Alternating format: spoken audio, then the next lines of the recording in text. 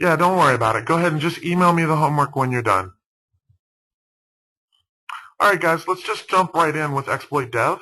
Okay, so the first set of slides, I know I don't like to do a lot of death by PowerPoint, but I'm going to try to give you some good fundamental information that should help you get started with the subject.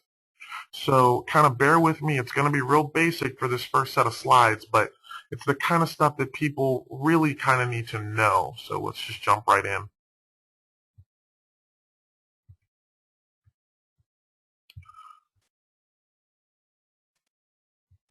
Okay. All right, things I'm going to be covering. What's the real dirt that you need to know, right? What programming languages do you need to know? What's the best ways to learn this stuff? What are the tools that you need? What tools should you start with first? What references do you need to use? And then more importantly, what stuff do you need to avoid when you're trying to learn this? And I'll give an example. When I first started trying to learn exploit dev, what really kind of killed me was just how, as I got better at the subject, realizing just how bad a lot of the material on the subject is. Like, I don't think exploit dev is necessarily hard, but the material to learn it is so bad, that's what makes it hard. So let's just jump right in. Okay, what programming languages do I need to know? I definitely think you need to know an interpreted language. You know, you should know something like Perl, Ruby, Python. You should know an interpreted language. You should have some exposure to C. You don't need to be the C programming ninja, but you definitely should have some exposure to C programming. You should know what a pointer is. You should know, what's a data structure. You kind of need to know that kind of stuff. You don't need to be hardcore, but you do need to have some understanding of it. And then assembly. Same thing here. You don't need to be the assembly programming ninja, but you really should have some understanding of it. Okay? All right. For me, I learned Python really truthfully via YouTube. There's this kid. His name is The New Boston. When you go to YouTube, all one word, The New Boston. And then he does these programming tutorials that are awesome. They're all like 6 minutes or less, and he'll do like 50, 60 tutorials per language. So for me, his Python tutorials were just absolutely wonderful. So I would do like 3 videos, 3 or 4 nights a week. So it's like 15, 20 minutes a night, 3 or 4 nights a week. And inside of a month, you'd be pretty comfortable with the language, whatever language he's doing. He does like Java, PHP, I mean, tons of languages. Awesome. Okay, for C, I don't really have a good YouTube place, but for me, C, I really got it with this book. So this book was called The Absolute Beginner's Guide to C, and for me, this was probably the best resource I ever had on just what's going on in C programming without a bunch of jargon. Lots of analogies, lots of diagrams and illustrations. It's the kind of thing that really kind of brings it down to human terms. For me, it was by far the best resource I ever had for learning C. Okay, I just absolutely loved it. Oh, you used it too, Zach? Yeah, way to go. Okay, when it comes to assembly, I don't know anybody better than Vivek. Vivek, I think what he does for teaching assembly, he's got a series called Assembly Programming for Hackers, and it's free on YouTube. He also has an assembly course that you pay for. I really think this is good. I'd go through this assembly programming course. It's probably, let's see, the free one that he does, you probably, by the time you get through like the first 5, 7 videos, that's about enough assembly to get really started with exploit development. You don't need to be an assembly programming ninja. You just need to be able to look at it and know what's going on. Okay. All right, the next thing that you're going to need is a virtualization platform. VMware, VirtualBox, Parallels, it really doesn't matter what it is, but you're going to need something, right? And then you're going to need some target VMs. You want to have a target VM for every platform that you want to write exploits for. And then after that, you're going to need a debugger. Now, the debugger war, in my opinion, until you get really comfortable, I'd say steer clear of IDA Pro. I just think for a beginner, you really want to try and use things like Ollie Debug, the Immunity Debugger. I really think when you're first getting started, I really think that's kind of the way to go. And then obviously, since I've just got the most exposure to WinDebug, that's what I like. But most debuggers, you really need something that can start and stop programs, set breakpoints, trace assembly. Pretty much any debugger is going to do that. IDA Pro is a debugger and disassembler. So as you want to move deeper into reverse engineering, that's where I think IDA Pro really shines. Vulnerable software.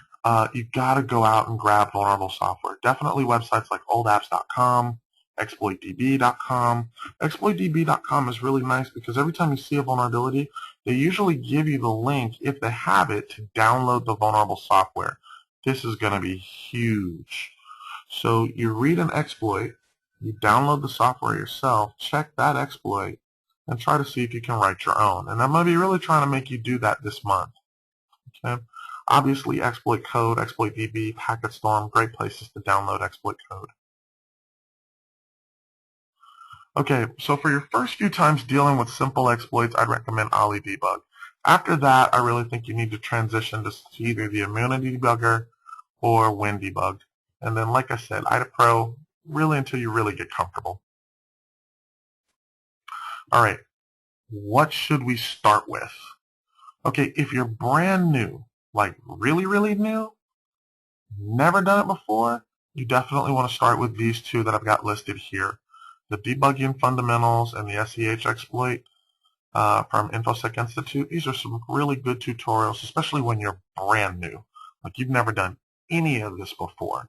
That'd be what I'd recommend you try and go with.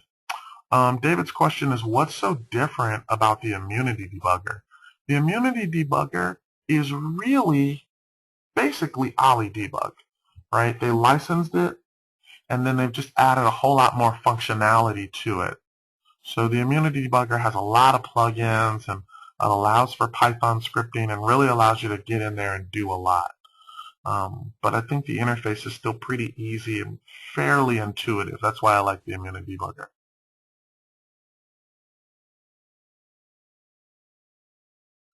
Yeah, I'm sorry about the audio, guys. I'm using the internet here at the hotel, so I couldn't call in because I'm out of the country.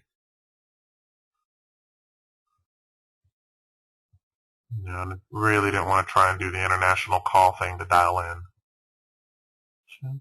All right, if you've got a little bit more experience and you want to give this a shot, then I would say coreland.be. Coreland.be. He's got a series of tutorials that walk you through the fundamentals of exploits.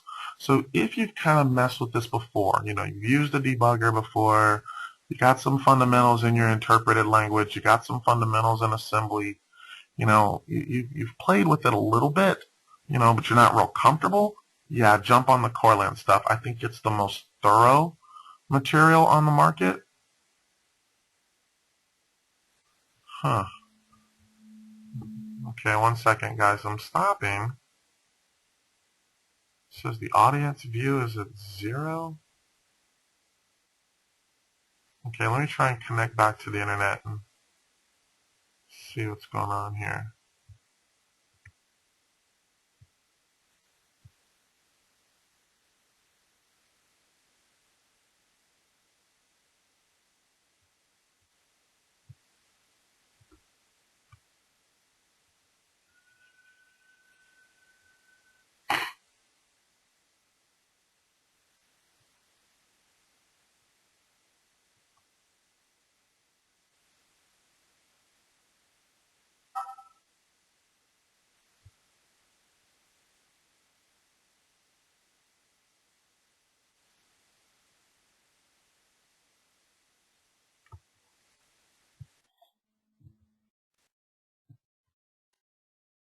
Okay, looks like we're back.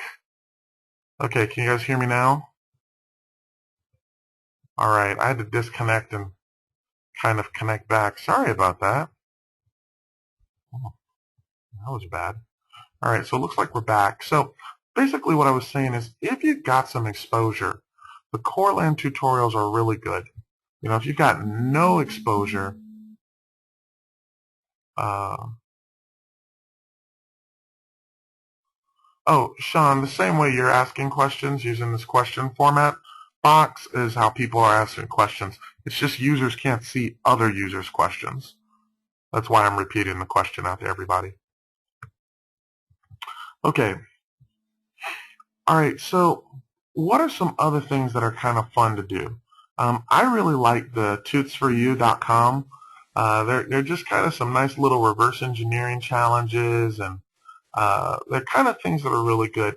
At the end of the day, it's good to play in your debugger a lot, more so than books. You're going to notice that I'm not a big fan of buffer overflow books.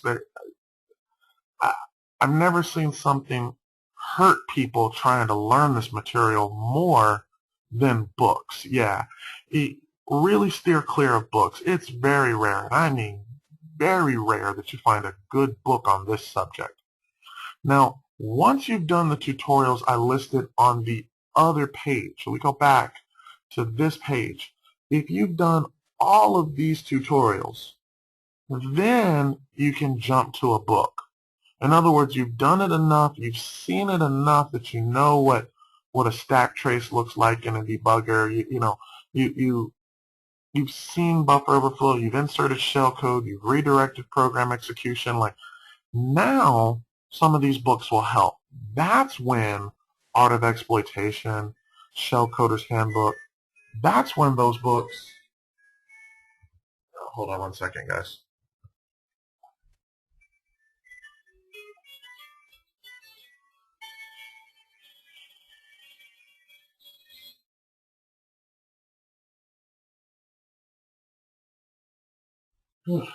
Didn't realize I had my phone.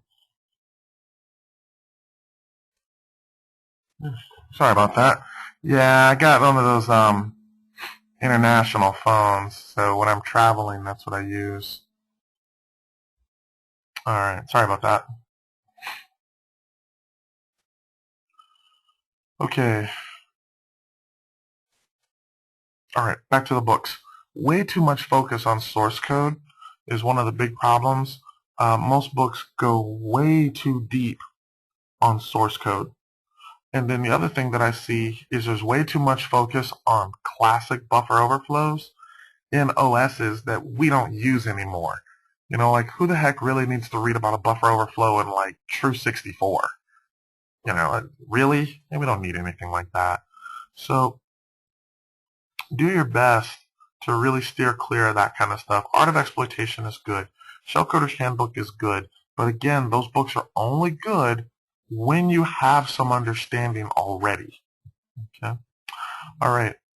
If you're going to take classes, I really think at conferences, either Peter Van Eckhout, Samuel Shaw, I think those are pretty good classes. People know that I have my personal issues with Samuel Shaw, but in terms of his technical ability and his ability as a teacher, he's definitely good. I don't like him personally, but he is a good teacher. Okay. Peter Van Eckhout is flat out amazing. The guy has forgotten more about exploit development than most of us will ever know. The guy is phenomenal. The only thing that I would give you as a word of caution is you will be drinking from the fire hose in his class. Okay? You will be drinking from the fire hose. He comes in, they go from like 9 in the morning to like 11 o'clock at night each day. Yeah, they go hard. So really be ready to get in there and go hard. Okay? All right, I really like what Vivek is doing. Vivek has a nice logical flow. You can really kind of get a feel of what's going on with the stuff. You can really follow the material really well. This stuff is good and thorough. So definitely use that. I can't think of a better introduction to the material than what Vivek does. Really good stuff. Okay, I already listed Peter Van Eckhout's stuff. Very, very good. I can't think of anything on the internet more comprehensive about what modern exploit development actually looks like. Okay. All right, then there's just a couple of other things that are out there. The stuff on Blogspot and the wiki on exploitation. These are all pretty good. These are the kinds of things that, again, I wouldn't jump on this stuff until after you've done the tutorials I listed before, right? Again, you got to get some familiarity. You got to get some exposure. Then you can go start hunting around with all this other stuff, because if you jump on this stuff first, like these tutorials I have listed right now, you have a tendency to get confused. Okay? All right. Let's jump right in. Okay. I'm going to go over a real simple Stack Overflow, right? So it's the same one that we just did before.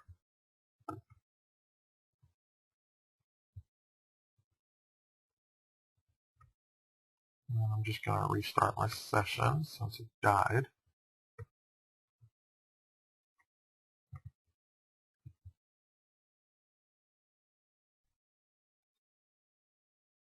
We should be back in business.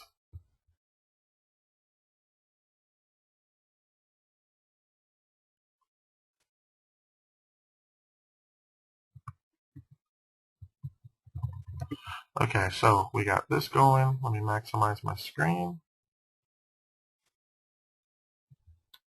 Okay, so I've got the attack host.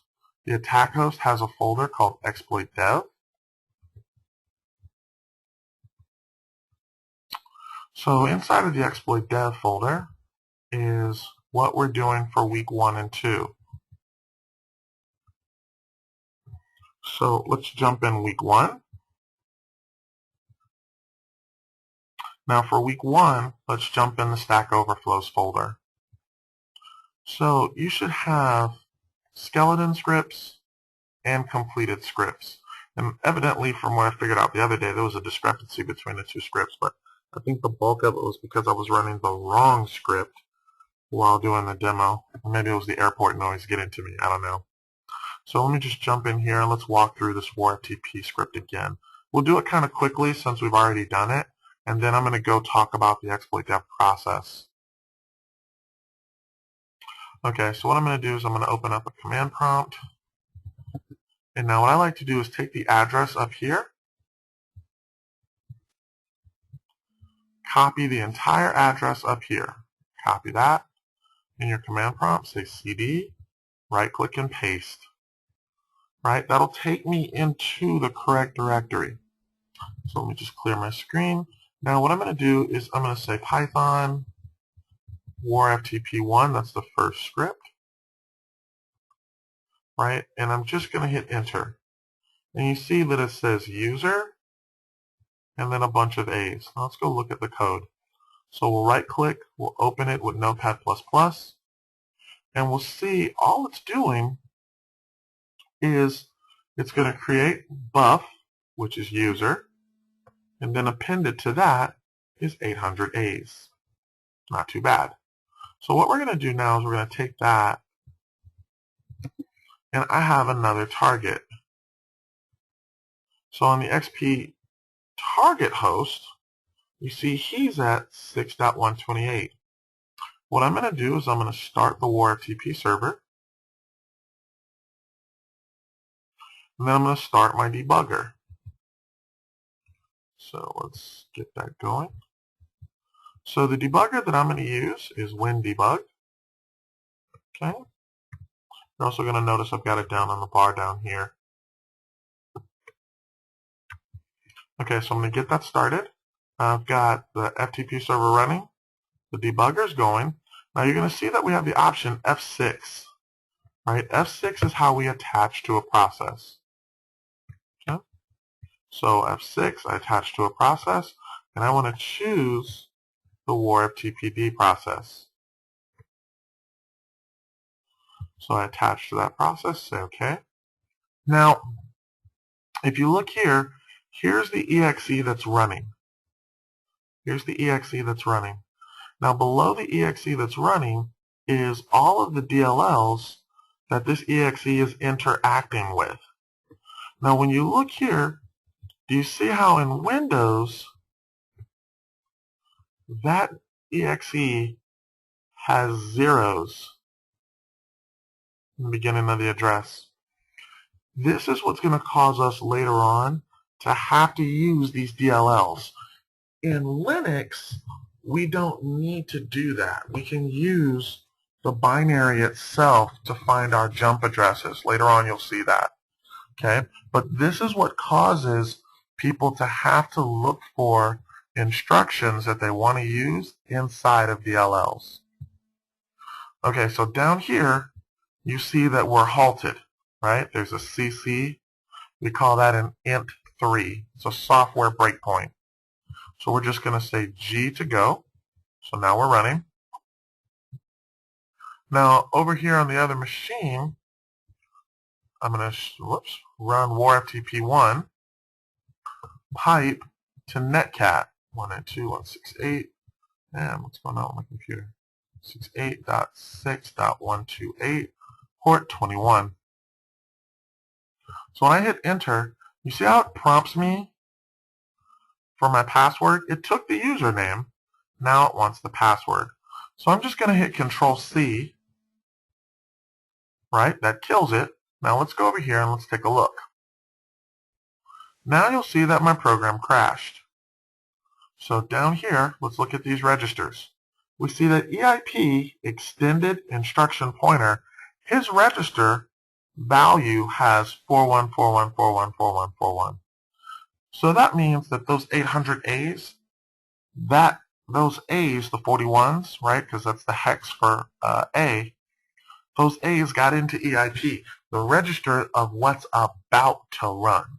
So think of it like I got my A's into the part of the processor that's about to execute. So if we DDEIP, we see here that we overwrote EIP, but that points to something that doesn't exist. That's why I have all question marks here. So now let's DD display DWORD ESP, the stack pointer. This is kind of the warehouse. This is where stuff gets done. Okay? And you'll see that ESP is full of 41s. Okay, so all those A's got completely into ESP. That's a good thing for us. Okay, so let me go ahead and close the debugger. I'll open up the app again. I'll open up the debugger. F6, G to go. Okay, now let's go look at script number 2. Now the difference with script number 2 is we realize that EIP is only 4 bytes long. We sent 800 A's. Right? So instead of sending 800 A's, this time what we're going to send is a cyclic pattern. Now guys, I realize I'm going through this a little faster, but that's because I already covered this the other day. So I'm going through it a little bit faster because I got to cover the process.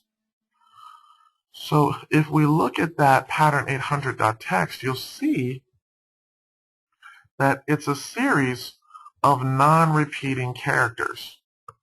Because when we send this, we want to look in EIP, and whatever value is, we want to calculate the distance to that. So let's say it was capital A, lowercase a, 8, capital A. We want to calculate our distance to that spot, and that's our distance to EIP that we need to know. Okay, so I'm just going to up arrow, change this 1 to a 2 so that I run the second script. Okay, now I'm just going to hit Control C again. Let's jump over here, let's look at it. And we'll see that if I DDEIP, the address that I have in there now is, and remember we read from right to left, 31, 41, 71, 32. Now I'm going to do the same thing for ESP. Let's take a look. So remember, for EIP, it's this guy. For ESP, it's this guy. Okay, so we've got a 71, 34, 41, 71. Okay, so we're going to calculate our distance to both of those values. Let's take a look. So just crack open a text file real quick so I can do this quickly.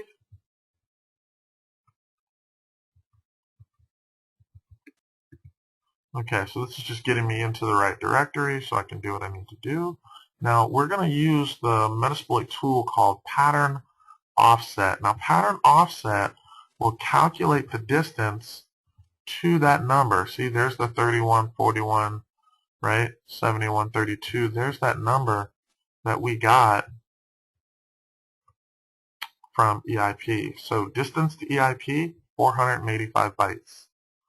Now let's take that same one that we got from ESP.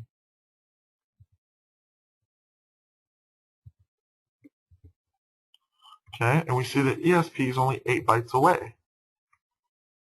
Okay, all right, well that's great. That's great. Now remember we're figuring with this because when we looked at ESP, when we launched the old exploit, I'm going to go back and launch script 1.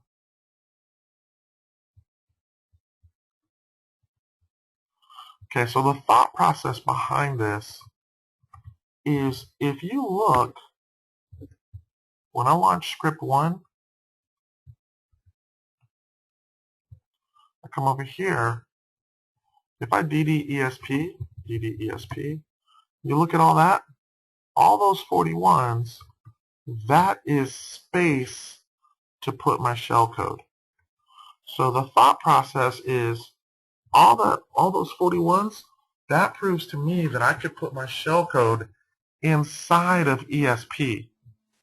And then I would overwrite EIP, what's about to run next, with an address that says jump to ESP. So he'll jump to this location. So you overwrite EIP with a jump to ESP.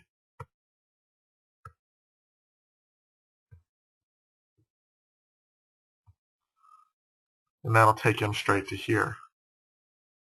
And now what that means is you populate ESP with your shellcode instead. So it jumps, right, because EIP is what's about to run. He jumps from EIP to ESP where you have your shellcode, and then your shellcode is what runs. Okay, so I'm going to start that. F6, G to go. Let's go and let's look at script number 3. Now, the big deal with this is I need to find a jump ESP command. So the jump ESP command is going to be in a DLL. Remember, I have to use a DLL that's already being utilized by this exe right now. So I can't just pull an address from something that's not currently running in memory. Metasploit has a tool called MSF PE scan, just like they also have MSF ELF scan. So MSF PE scan, I'm going to look for a jump ESP, and I'm going to look for it inside of shell32.dll. What I did was I copied all the DLLs from this virtual machine over to this Linux box to make it a little bit easier for you to search them. So when I hit that, I'll get a big list of jump ESPs and equivalents, like a push ESP ret. I want you to think of it like 7 plus 3 and 6 plus 4. They both still equal 10. So a jump ESP and a push ESP ret, it can be that way. All right, so let's crack open script number 3. Now, if we look at script number 3, there's our 485 bytes. Okay, that gets us up to EIP. You're going to notice I also put in a NOP sled. I'll cover this a little bit more in a second. Now, here's my EIP. Okay, I'm going to overwrite EIP with this address. So if we look at this, let's say I do that pipe grep this address. When you look at that, you'll see, hey, that jump ESP is in shell32.dll. Okay? So look at what's happening. The pad is 485 bytes. Strut.pat_i writes this. Remember how I said you have to read it from right to left? This writes it the proper way for me. The knob sled usually isn't required, but it sure makes it run a little bit smoother. Because you remember we calculated that ESP was about 8 bytes away. Having a little bit of space in there to nudge just kind of makes it nice and lazy for you. So I'll cover this a little bit more in a minute. So I'm going to run script 3.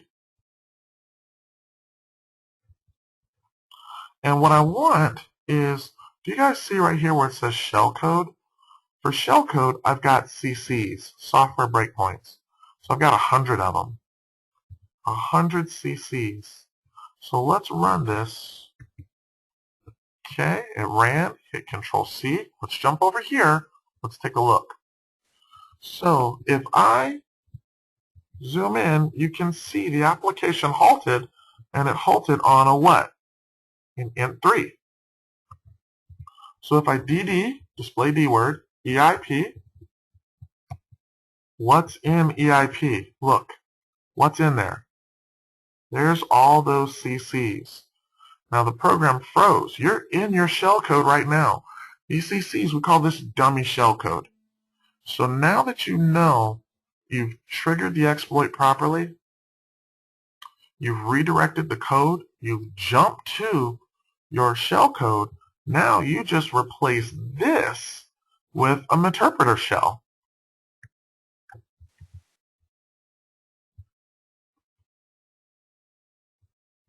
So let me start that.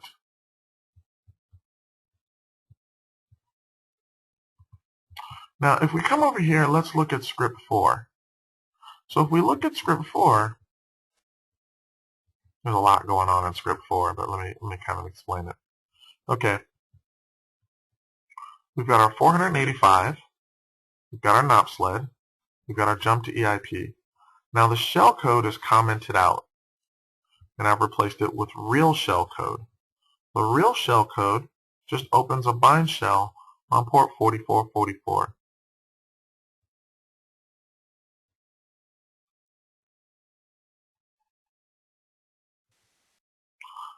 Now I've done a couple of things here. Okay, and we'll cover this a little bit more later. Okay. All right, so we've got the 485. Here's the jump ESP that writes it, that writes the EIP overwrite correctly. Here's my NOP sled. Then I've got something that I've called a prepend. Okay, now anybody know enough assembly to figure out what's going on here?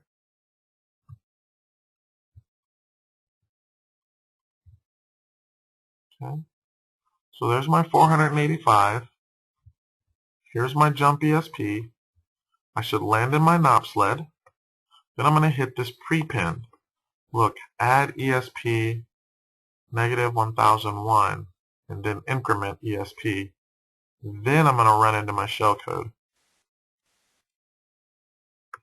Anybody have any idea what the heck is going on there?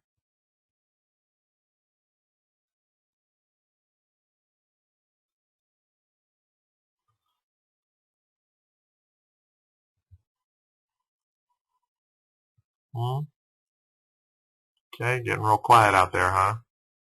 Okay, so some people call that a stack shift. There you go, Pat. Good. Making room for the exploit. Good. So you're expanding the available space so that you don't have whatever's happening on the stack. Remember, really good job, guys, by the way. Remember, a lot of operations are performed in ESP. So what you try to do sometimes is you move and make space in ESP so that whatever's happening on ESP doesn't corrupt your shellcode and vice versa. Now, how many of you guys, when you've looked at products like Core Impact and Metasploit, things like that, you run into these discussions where people talk about professional grade exploits. And basically what they're talking about is these little tricks that make your exploit more reliable, like showing a stack shifter, where it just creates a little bit of space so that whatever's happening doesn't corrupt your exploit. A lot of proof of concept exploit code that you find on the internet doesn't have a lot of these little tricks. Okay, and Daniel, the Y 1001 is just a personal preference kind of thing. That's really all it is, just personal preference. Y 1001 instead of 101. Okay, David's question is, why are more exploits being written in Delphi? I would not say that more exploits are being written in Delphi. I would say that more malware is being written in Delphi. And why? I have absolutely no idea. I don't know if Delphi is just popular in China or what. But yeah, you're definitely starting to see a lot of that. Man, David, I really wish I had a yeah, exactly. What is Delphi, right? Yeah, exactly. Exactly. Okay, so let's go and let's run this exploit. So this time I'm going to go ahead, I'm going to run script 4. And let's just jump over here and make a quick check. So I'll clear the screen. You'll see that I'll do a netstat manage ANO pipe find str 4444, and nothing's listening, right? When I run the exploit, okay, Control C, let's jump over here, up arrow, and then boom, now we've got something listening. Okay, that shell is opened. So you've got your command shell on port 4444, it is listening. Let's change this to 4444.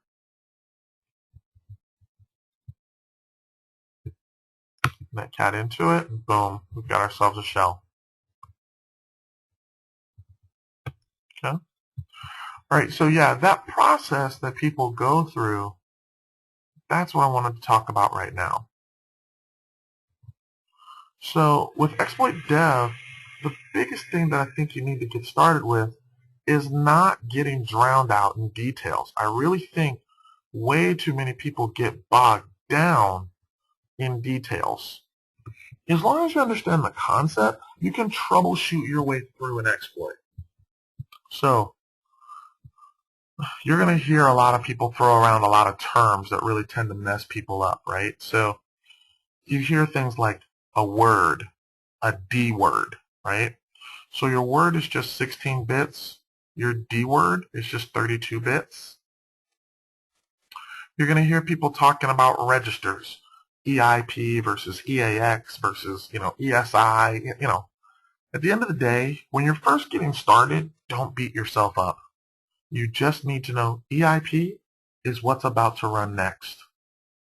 ESP is the stack that's usually where stuff happens.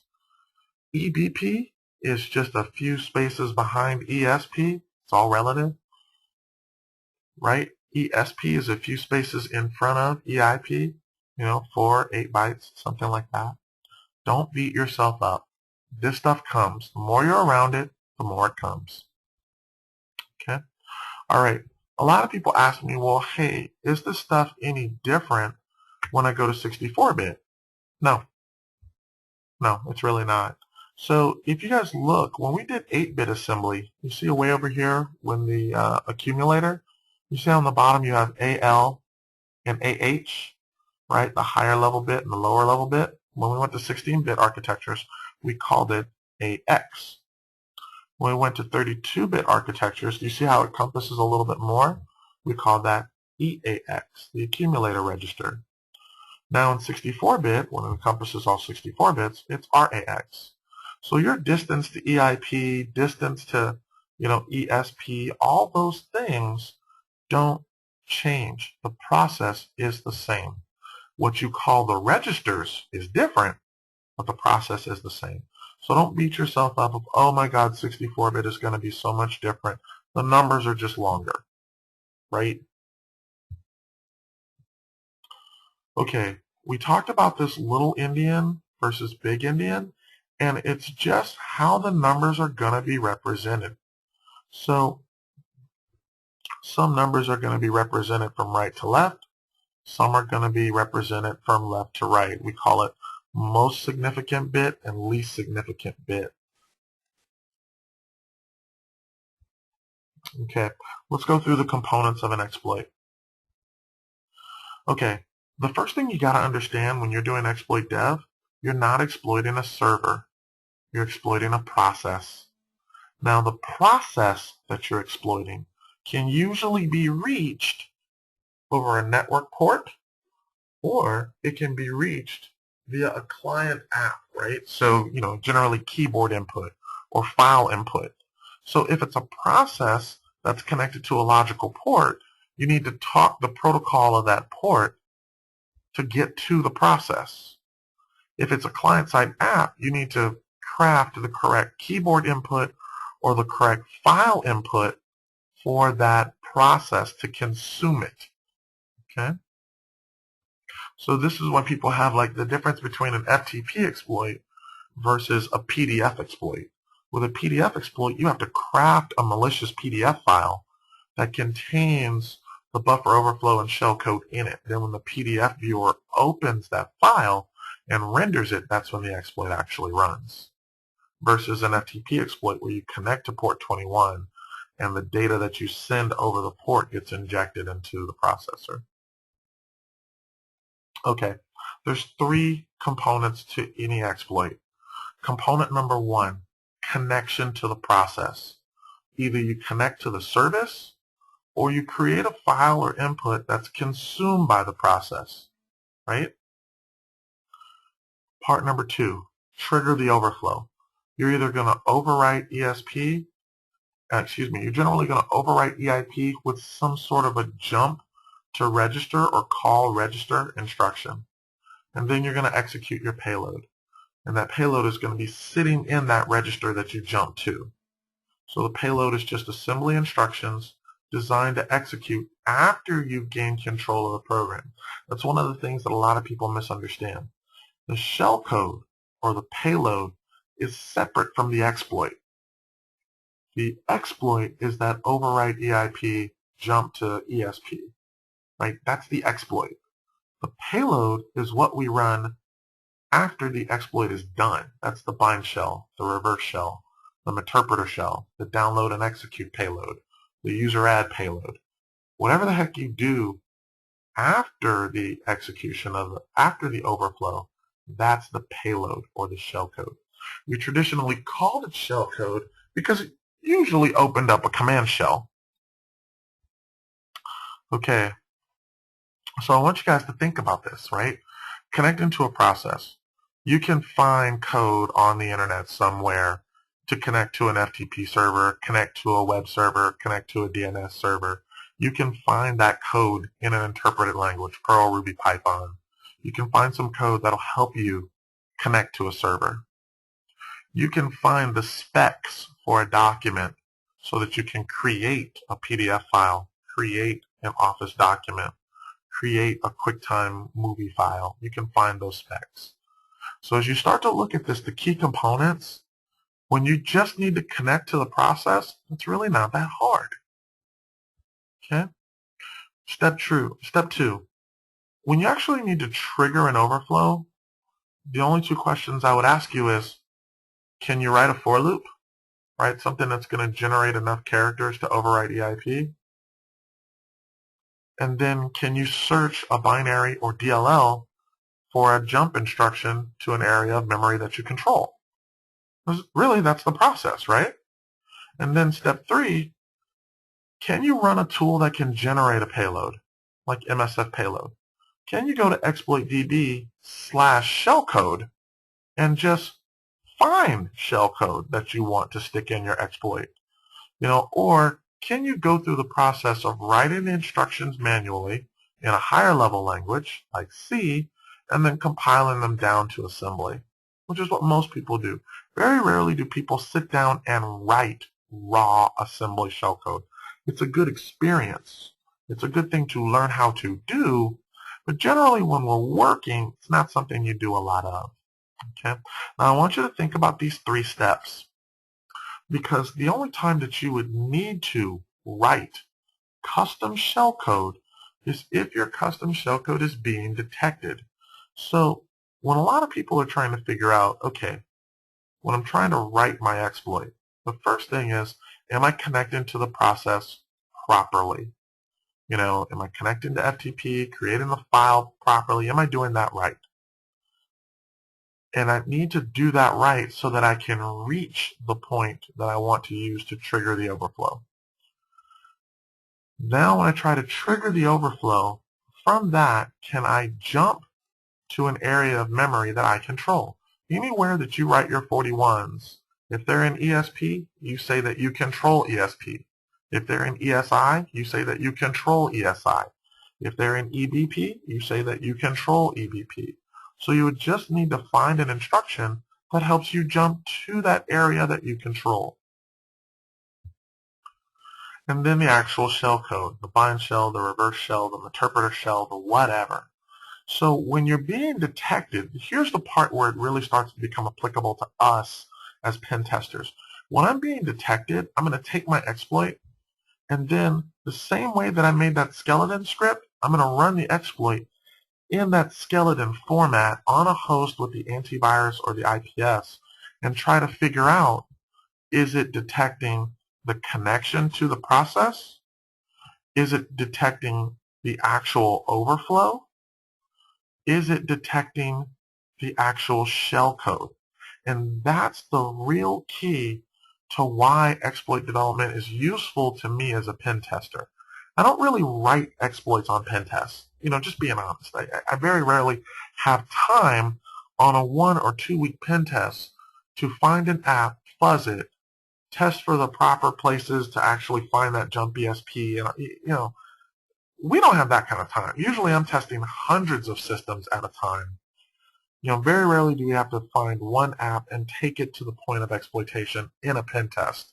But are you on a penetration test and someone is detecting your exploit and you have to figure out how to modify this exploit so that you can get it around IDS? I got to do that a lot. Okay, how do we write exploits for daemons clients we don't have access to? Super, super good question. I know you think it's a stupid question. It's not. It's borderline impossible. It's kind of like my chances of, marrying Halle Berry. I think she's a beautiful woman, and I really think I got a good chance with her, in my mind. But, yeah, there is a chance, Zach. There is a chance. Yes. See, Zach, there's a chance. But the problem is remotely, without a debugger, it's difficult to figure out what's that distance to EIP, what areas of memory that you control so that you can write the exploit. And that's the real issue. So that's why a lot of people think when they have this piece of software that they paid, in some cases hundreds of thousands of dollars for, that it's not going to be hackable, and that's just not true. They're like, well, it's nothing like Adobe Acrobat Reader. Well, Adobe Acrobat Reader is free for download. So more people can put their hands in it, more people can play with it in their debugger till they find an overflow that allows them to jump to an area of memory that they can control. And more applications have these problems than you think. It's just when the application isn't freely available for download or relatively easy to get your hands on, torrents and whatnot, that's what really kind of causes a lot of people to have difficulty finding bugs in it. So exactly, Tate, security through obscurity. Okay.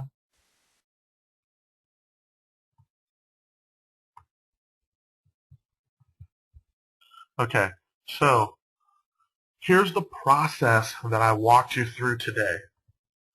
Okay, so the process, step 1, trigger the crash.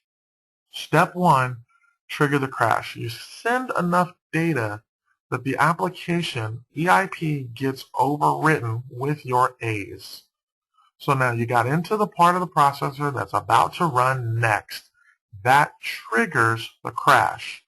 The program crashes because he doesn't know how to execute 41414141. So it'll say like invalid exception stack at, invalid exception while trying to execute 41414141. What's the highest amount of data I've ever fed into an app to cause a crash? 16 million bytes, 16 million characters is the largest I've ever had to send to actually trigger an overflow. That was FreeBSD 4.2 Telnet D, you would log into it to overwrite EIP was a little over 16 million characters. Yeah, I remember that very vividly. Okay. All right, so yeah, 16 million is a few, isn't it? Okay, so trigger the crash. Once you trigger the crash, you calculate your distance to EIP. Calculate distance to EIP. Now we know exactly how much data it takes to overwrite EIP. Then I'm going to see what areas of memory I control. Do I control ESP? Do I control EBP? Are my A's landing in any of those other registers? And if they are, I'm going to overwrite EIP with an instruction that says jump to that register. So if my A's are in EBP, I'm going to find a jump EBP or a call EBP instruction or a push EBP ret and jump to that area that I have control of. Okay? ESP is the most common.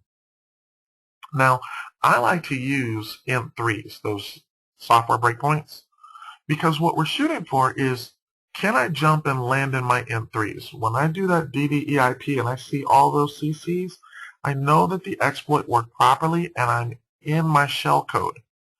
And the reason that I do that is because now the biggest issues that you're going to have with the buffer overflow are in my last two steps, redirecting program flow and then testing your shellcode. So you'll redirect program flow, and when you do your jump ESP, you don't land in your dummy shellcode. So you know that that's where the problem is. You do your jump ESP, you land in your dummy shellcode, you replace it with real shellcode, the exploit doesn't work. So the problem is with your shellcode. So the reason that I love this process is following the process is what teaches us how to debug our exploit and troubleshoot it. So you can figure out how to troubleshoot your exploit. You can also figure out why an exploit isn't working on a penetration test. You can also figure out where it's being caught by IDS, IPS, AD, whatever the case may be. So trigger the crash.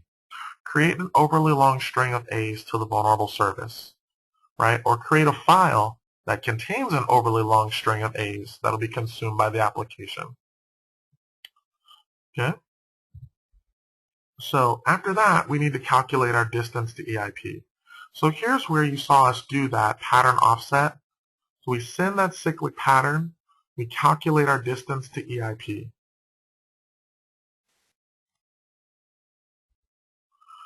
Okay, as soon as we do that, we need to jump to a register. Any register that we have control of, that's where we want to jump to.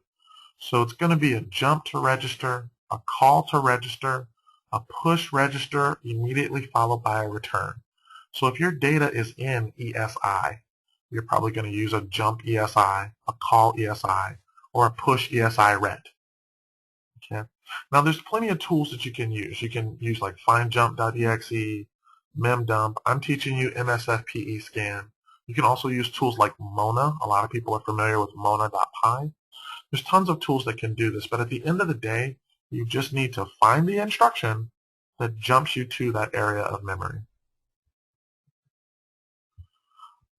Okay, then you're going to jump to your dummy shellcode.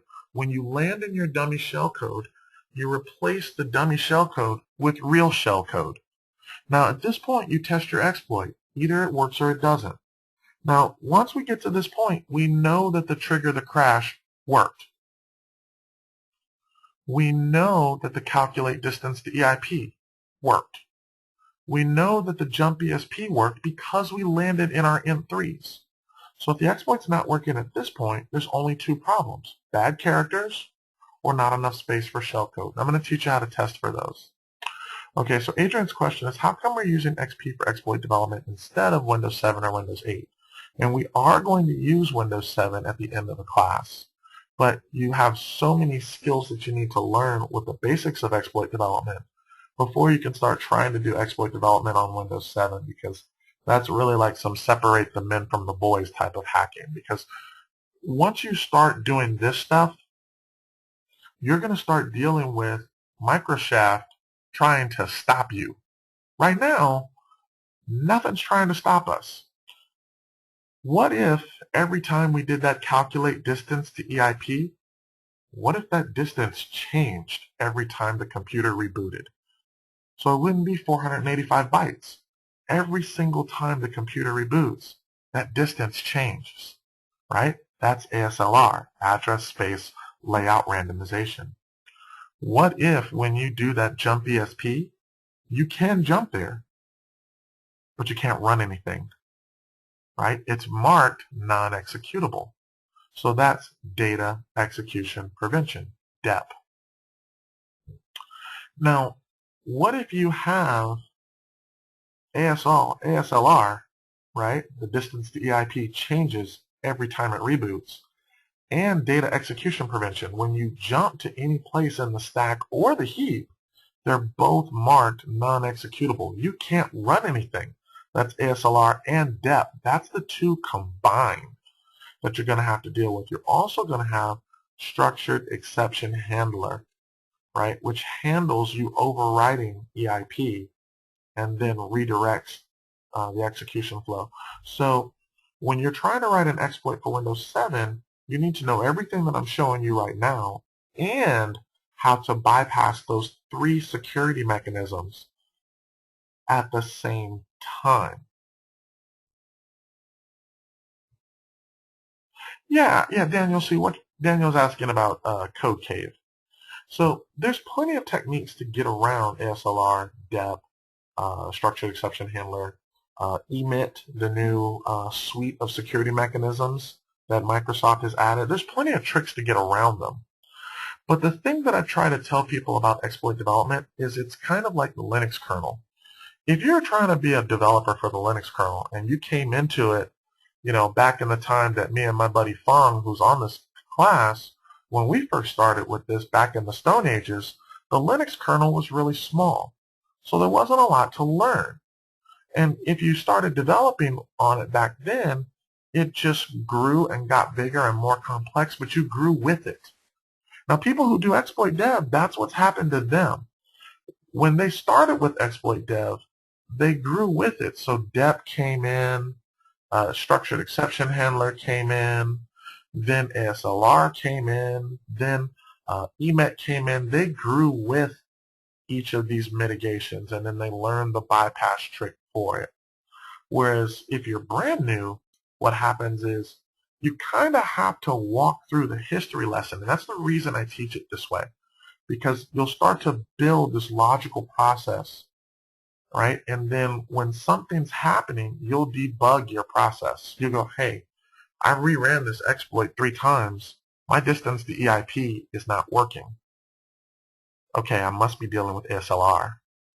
I land in my int3s. There's nothing wrong with my shellcode, but it won't run. It literally lands there, and even though it's a knob sled, it stays stuck.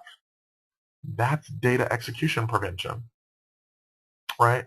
So these are those little bitty things that you're going to learn that kind of walk you through how to troubleshoot, right? And that's the reason you see that I'm a freak for this process. The process is way more important than syntax, all the tricks I can teach you, because if you can debug an exploit, you're going to be okay. You're going to be okay. Any pen test, any IDS, any antivirus, when you can debug an exploit, you'll be fine. You'll be fine. You won't have to write exploits on pen tests. I've only known 2 people in my life that have written exploits on a pen test. But tons of us have to modify exploits on pen test a lot. So that's where the real benefit is, in my opinion. And what David is saying is true. There's still a pretty fair amount of people with XP in the environment. Okay. Yeah, Daniel, they definitely had to pad the duration because it's just time. Okay. All right, back to what can go wrong with shellcode. What can go wrong with shellcode is bad characters.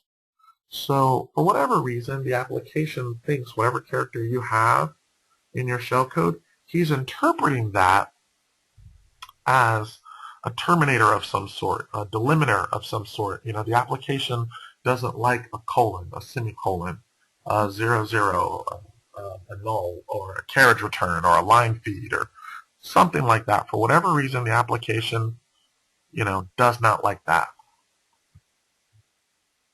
Okay.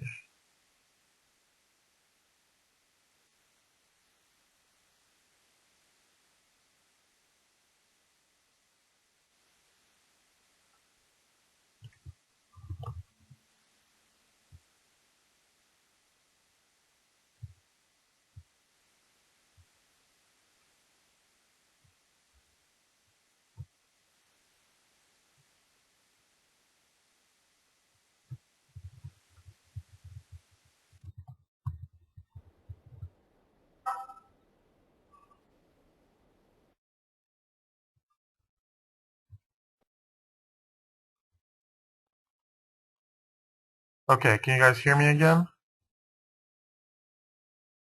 Yeah? Alright, let me see if this works. Let's just open up a quick command prompt. Let's do a ping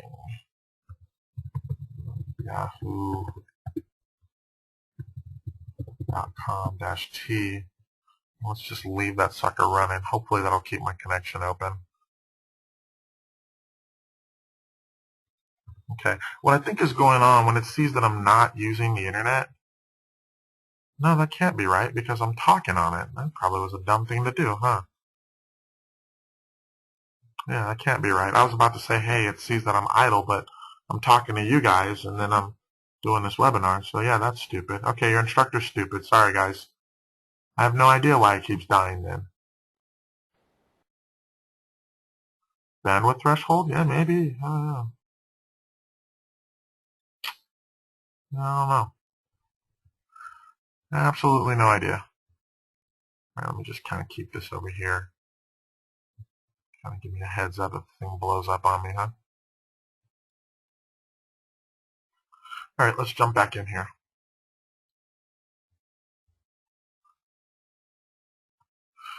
Okay, so bad characters are definitely what nails you. How many of you have been in Metasploit and had to set options on filter these characters or change the payload, right? So for whatever reason your exploit doesn't work and you have to change that.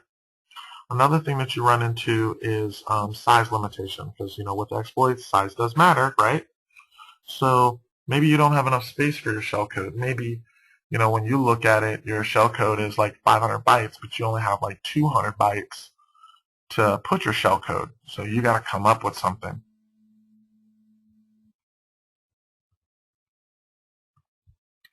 Okay. All right.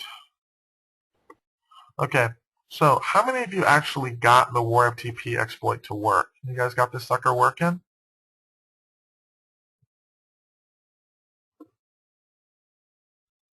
Okay, so a few of you got it. Okay, haven't worked on it yet? Okay. Okay, you got it to work? Okay. Anybody got the VNC exploit to work? The VNC exploit's a little tricky. Anybody got that to work?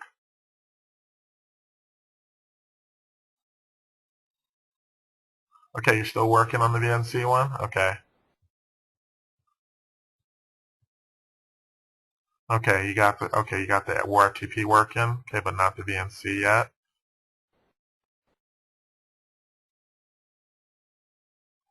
Okay. VNC is a good one because it shows you what a client-side exploit, actually looks like. Okay. So let's see if we can set up VNC. I won't finish it for you, but pretty good one, right? Okay, so let's jump over here. Let's get a quick IP config. Okay, here's 6.141. We're going to start up VNC. Start up my debugger. I'm going to attach to VNC, G to go. Now what I do is I put in 192.168.6.141. Okay, then over here, let's take ourselves a look-see. Okay, so let's look in VNC1, and you see that he writes this RFB 003.003. Okay. And then he sends this sets of zeros followed by 0, 5, and 80. Okay. Now that's really interesting. Later on we'll have to talk about this because there's a lot of null bytes in that, right? But because VNC is a binary protocol, it really doesn't care about null bytes. Okay, so later on in the class, that's a really interesting trick. Okay, and to give you an example, what that means is because it's a binary protocol, you don't have to use a DLL. You can search the EXE for your jump ESP command or whatever instruction it is that you want. Okay, so that's a nice thing about a binary protocol. That's a rare exception that you can do that. Protocols like SSH are also really good for that. But clear text protocols like FTP, Telnet, HTTP, nulls are going to kill you. Having a 00 will kill it. Okay, so let's jump in here. We're going to copy that address. We're going to CD to that directory. Let's clear the screen. So let's Python vnc1 pipe nc-v-l-p.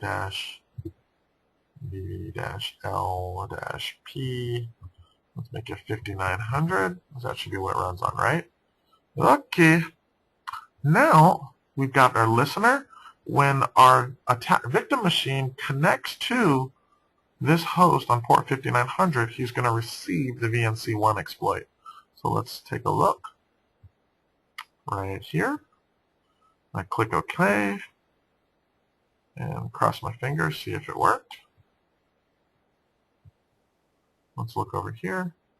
It did not happen. 5900. Let's check my IP. Did I get the IP right? 6.141.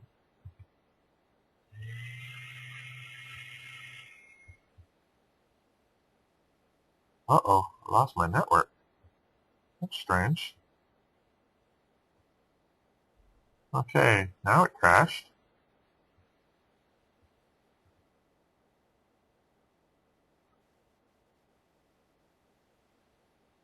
Audio dead.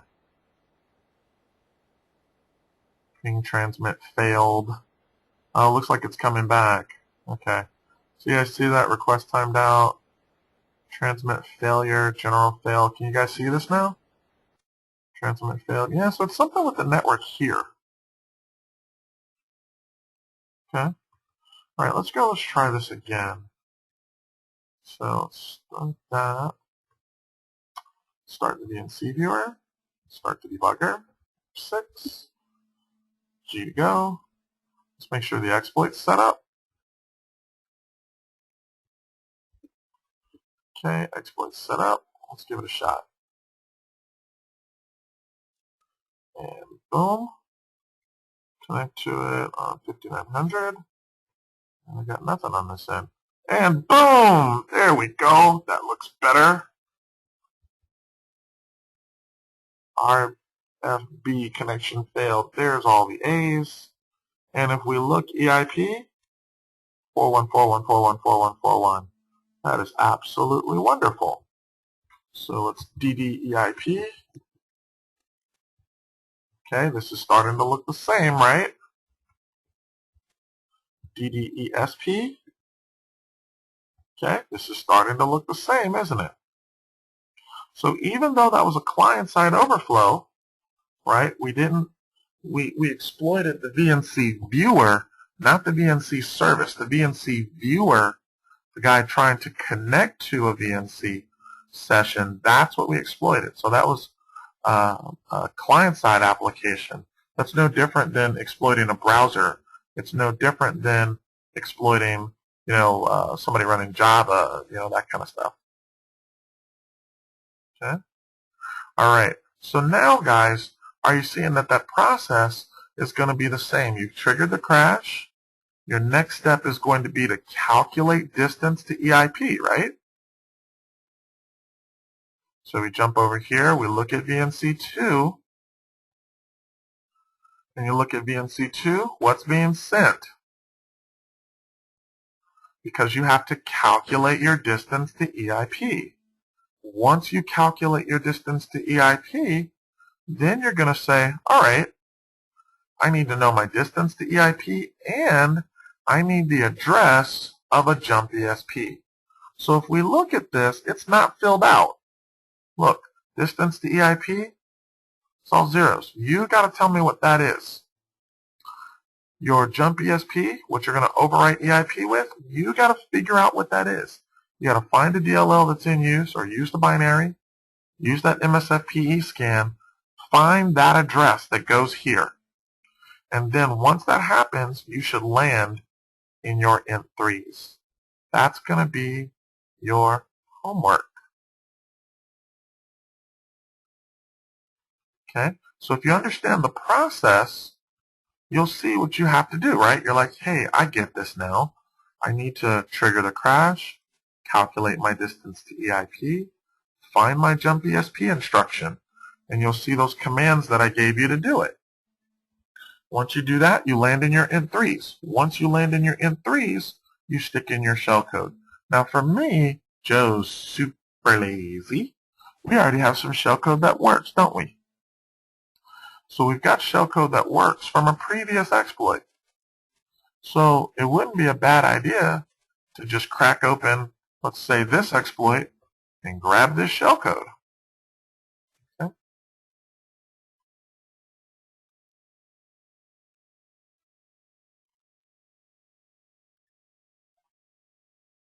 Okay? All right, let's stop there. Let's see if anybody's got any questions. Now that you guys are starting to see the process, anybody have any questions for me?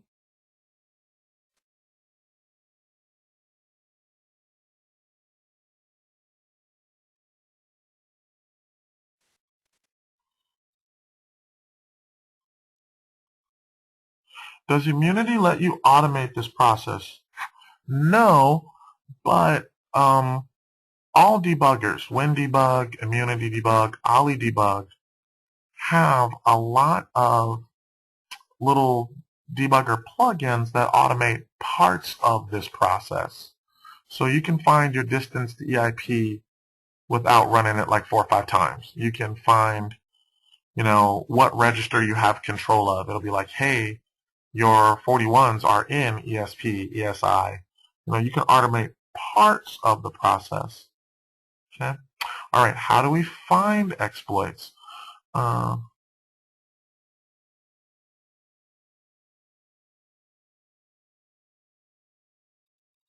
Okay, all our homework examples are going to have us modify EIP. Yeah, you're going to have to take that EIP override address with the address of a jump ESP. Do I ever use MSF Venom? Yes. Yes, I do. For this class, not so much, but yeah, when I'm regular working, yes, I do. Okay, vulnerability discovery is Tate's question. This class won't really cover vulnerability discovery. I've kicked around the idea of teaching a vulnerability discovery class, and basically what you end up kind of running into is very few people have enough experience with exploiting vulnerabilities that they're really ready for a vulnerability discovery class. I want to do it. I want to do it. How hard is it to calculate EIP without that cool Metasploit tool? Not that hard. Not that hard. Let's see. I'll give you guys an example. So here's my vulnerable application. Here's my debugger. And let's attach my debugger.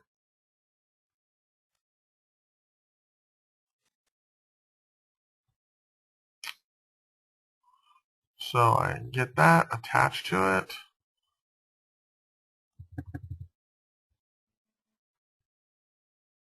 Okay, now what you're going to end up doing,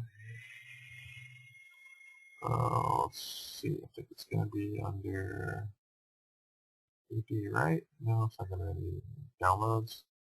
Stack Overflow. Here we go. So here's the attack scripts. All right.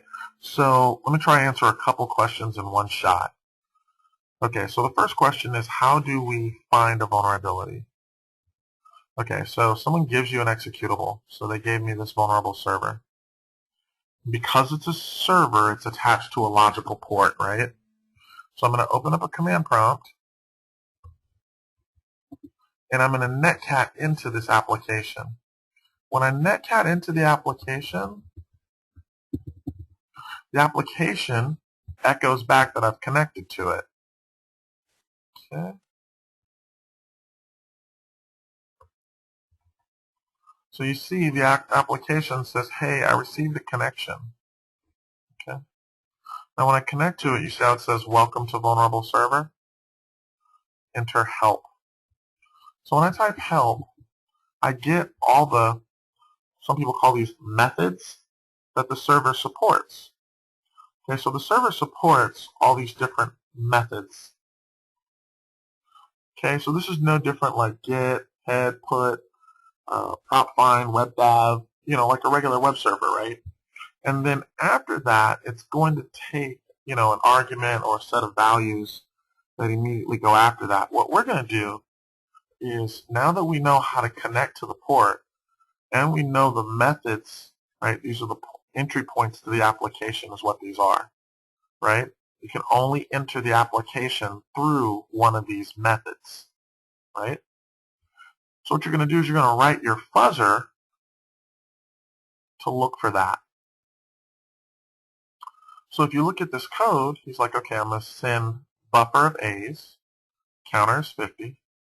While the length of buffer is less than or equal to 100, you're going to keep appending A times counter, A times 50. It's going to keep incrementing A's by numbers of 50. Then you see that I've got this list of commands, help, stats, rtime, ltime, srun, trun. And for each one of these, 4 command in commands, for each one of these, I'm going to print fuzzing, that command, and then the length, how many characters I sent to it, how many A's did I send to it. So if you look at this, when you look at this application, here's the app,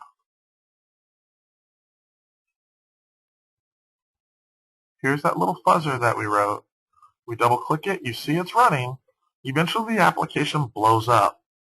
Now in this case, the application blew up on the trun function about 2,000 characters. And what you would do now, this is how you find an exploit.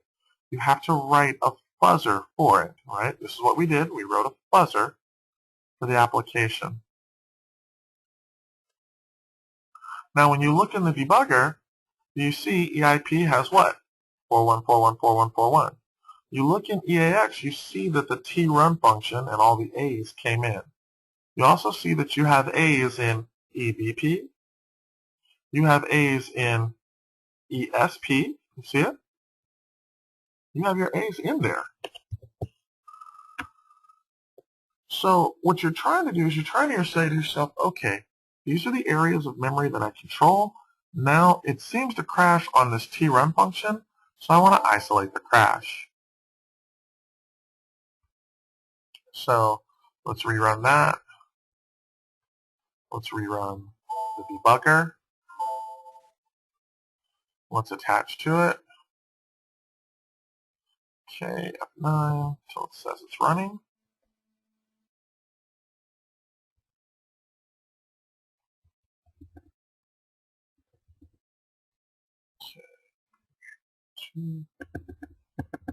What the heck is wrong with this thing? Why is it not running?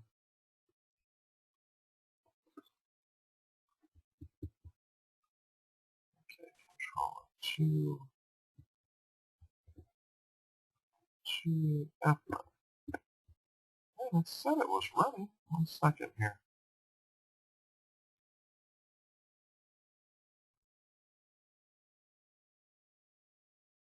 Oh, it must be running multiple instances of it. There you go. That's why.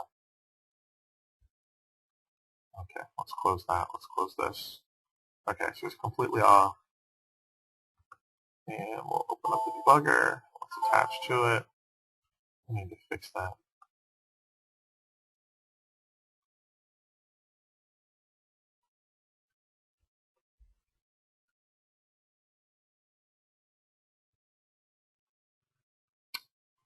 There we go. Okay, we're attached to it. 9, now we're running. Okay, now what we want to do is we want to go back to that, and we want to open up a script. And you'll see here, we're sending that data to trun, but you see that it's just 5,000 A's. You're not sending it to every single verb. You're just isolating that one, trying to see if you can reliably crash it. If you can reliably crash it and keep overriding EIP each time, now you've isolated the crash, you've successfully triggered the crash. Now you calculate your distance to EIP. So you calculate your distance to EIP, and you see that we send that cyclic pattern. You see it?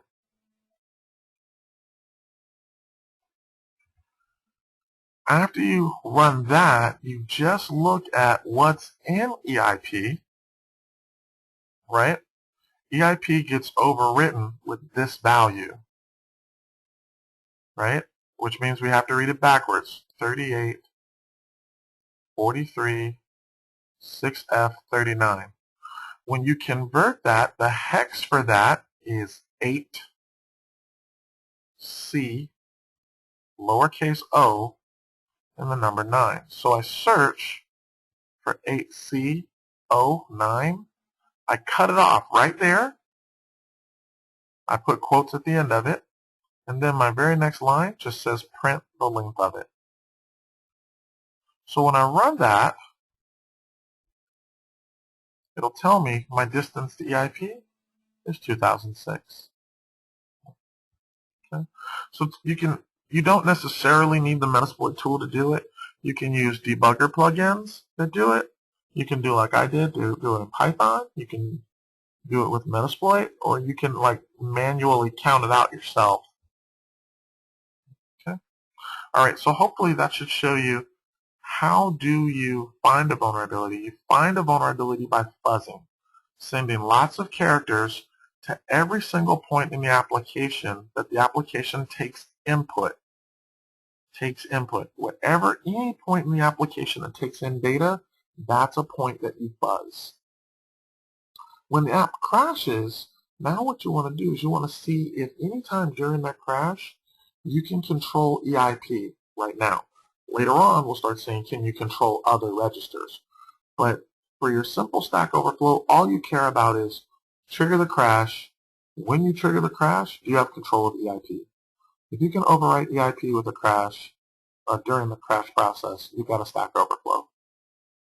So then you just start saying, hey, do I have data in ESP? If I have my EIP overwritten, ESP overwritten, it's a Stack Overflow. Okay. And then later on, we're going to start to cover like what are the different types of exploits. So now you'll want to just say, hey, what about vulnerability discovery? Well, right now you've only learned one type of overflow, a Stack Overflow. There's also heap overflows. There's also double freeze. There's also null pointer dereference. There's SEH overwrites. So the bulk of this class is going to be Stack Overflows, SEH overwrites, use after free. I don't think I'm going to cover pretty much anything else. I might cover a couple of other bugs, but those are the big ones that I cover.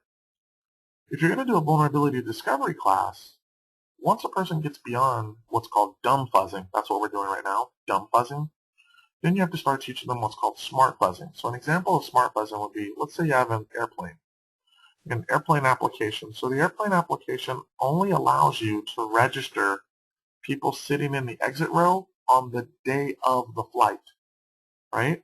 So normal fuzzing of the application would fuzz every seat value. But some seat values can't be populated until it's the correct day. That's smart fuzzing. So with smart fuzzing, you have to be able to manipulate the app enough so that you can send data to places that are a little bit difficult to reach programmatically. That's smart fuzzing. When you start doing all these different smart fuzzing type things, you're going to start to find that the way memory lines up makes it really difficult to do a lot of traditional exploits. You end up having to do these like double free, use after free, all these really tricky things.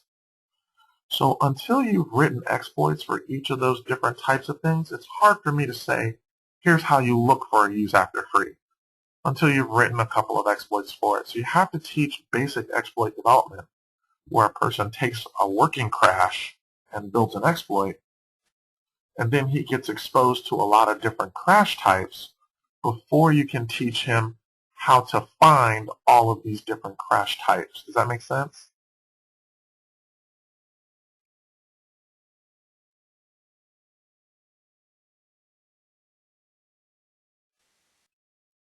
Definitely chicken before the egg problem. Exactly. Yeah, Zach. So I want to teach a vulnerability discovery class. You have no idea how bad I want to.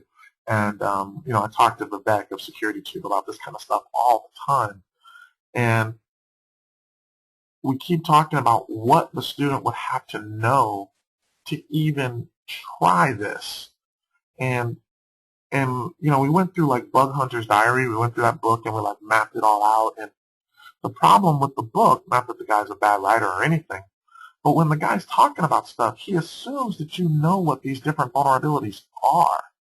So yeah, I'm reading the book, and the book is great for me because I know what these vulnerabilities are, so he can talk about the process of finding this vulnerability.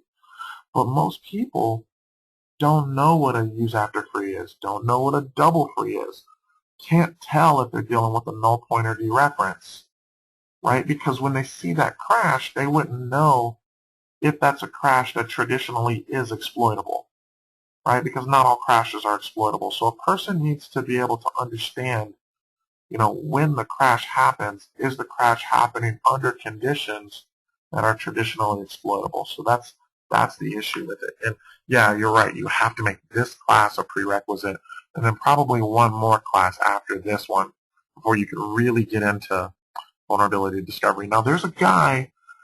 His name is Aaron Portnoy. Aaron Portnoy.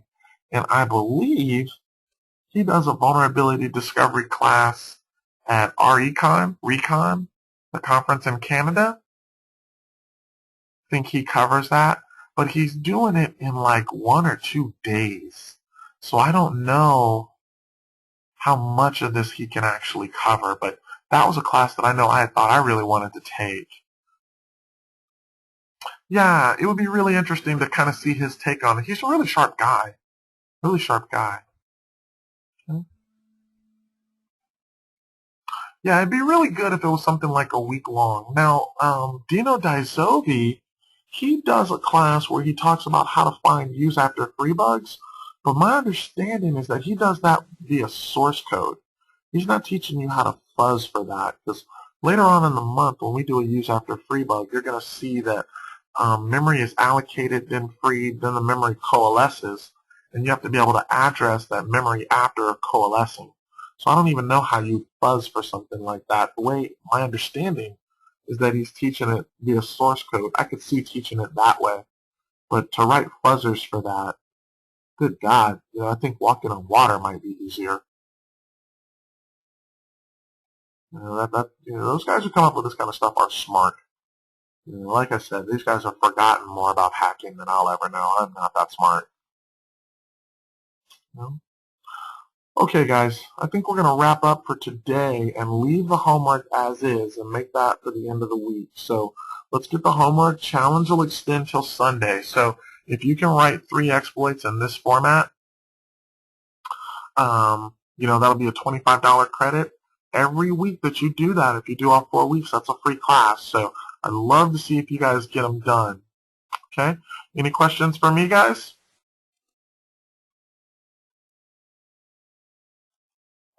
Homework is just the VNC and the War FTP. And yeah, what I'd love for you to do is try the challenge. Try the challenge. Challenges will really kind of change the game when you have to start reading somebody else's stuff. Yes, I'll gladly give you the slides. Yep, I'll kick those out tonight. No problem, guys. Let's get in here and let's roll. All right, let's really make this good. Oh, what's the challenge? Okay. When you look in your virtual machine, you'll see that we have week 1, the stack overflows, the homework, the explanation of the homework is in here, and then we have a challenge folder. Now the challenge folder is the same exploits. It's just requiring you to, instead of writing one exploit, write 3 of them. Okay, so you jump into folder number 3, and there's your challenge for week 1. Okay, and for anybody who's really cooking with Crisco and cruising ahead of me, if you want to jump on week 2, if you've done week 1's homework and challenge, you can dig right in and get started with SEH Overwrites week 2. Okay? So I'd love to see you guys jump on that challenge.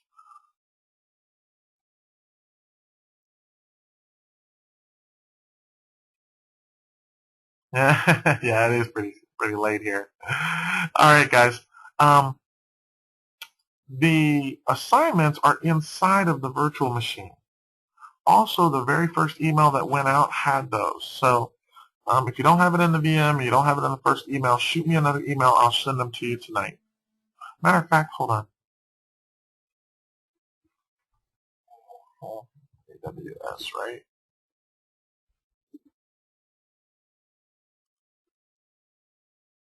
Let's see. Files. It's the pathway stuff. Post-exploitation pathway. Exploit dev. Here we go.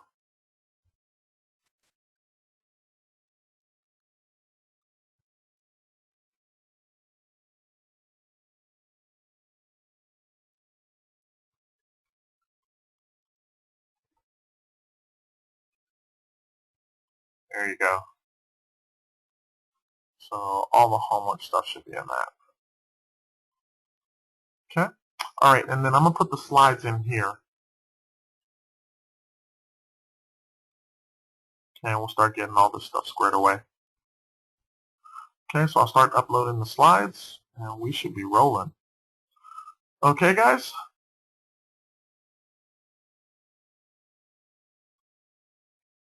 Aw, too easy, Morgan. You guys take care, man. I appreciate you guys hanging out with me. All right. Everybody take care, guys. I'll see you guys, what's today? Today's Thursday? I'll see you guys on Tuesday. Work on your homework. Work on your challenges. All right. See you later.